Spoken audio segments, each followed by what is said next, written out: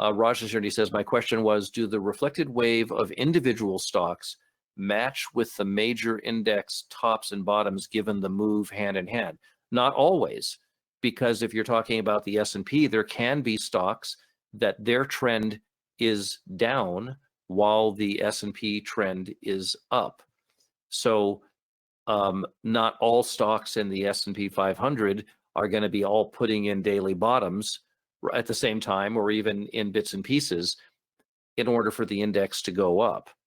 So I hope I'm answering the question.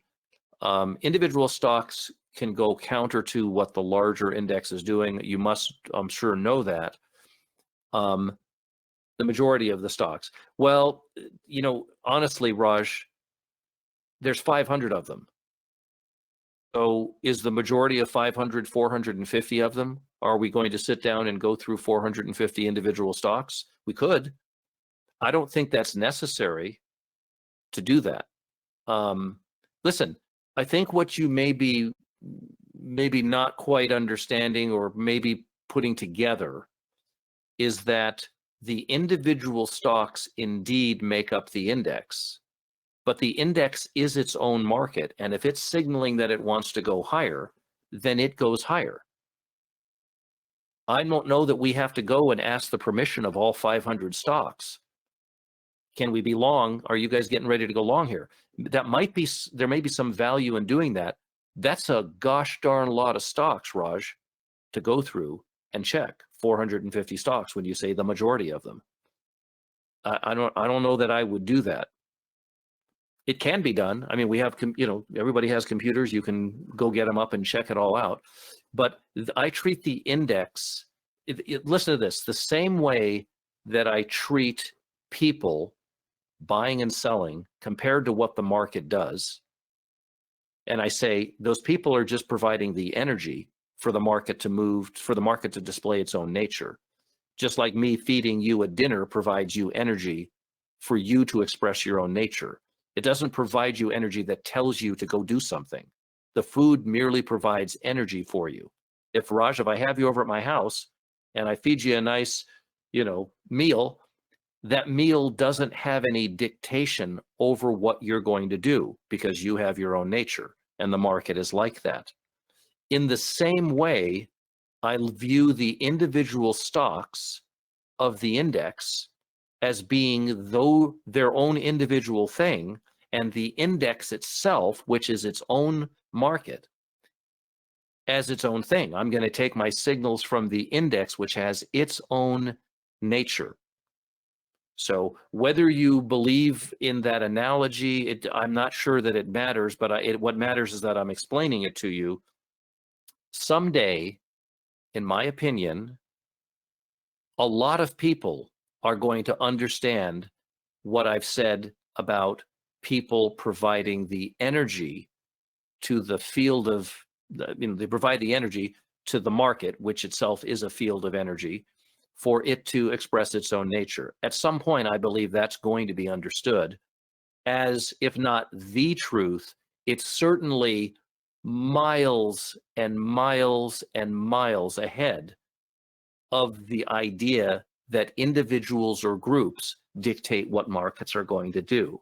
It doesn't work that way. If it did work that way, then how is it that those people automatically this morning all knew to sell the market short down to exactly 46, 86, 75, and to do so into the fourth hour? How would they know to do that, Raj, if it's the people that are dictating the market? How did the people all over the world that trade in the Japanese yen know to run the Japanese yen up to 88.38, just like I said it would on November 1st, and to do so into 11.5 plus or minus a day? Did all those people come to Trader and say, we're going to help David Williams out and run this market up so he can make some money? No, the market has its own nature, and those people don't play any part in making it happen or not making it happen. They merely provide the energy to the market for the market to express its own nature. And through my experience and through your experience of understanding the nature of the market, we can then forecast that these specific things are going to happen. It sounds silly to think that you can't have it both ways.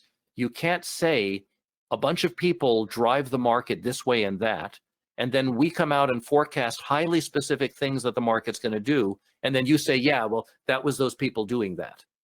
I don't think so. Those people didn't do that. And this morning on this one over here, when we said it's going to go down, it's going to fail at 47.05, then it's going to go to 46.88 to 86, and it's going to do that into today's midday session or fourth hour.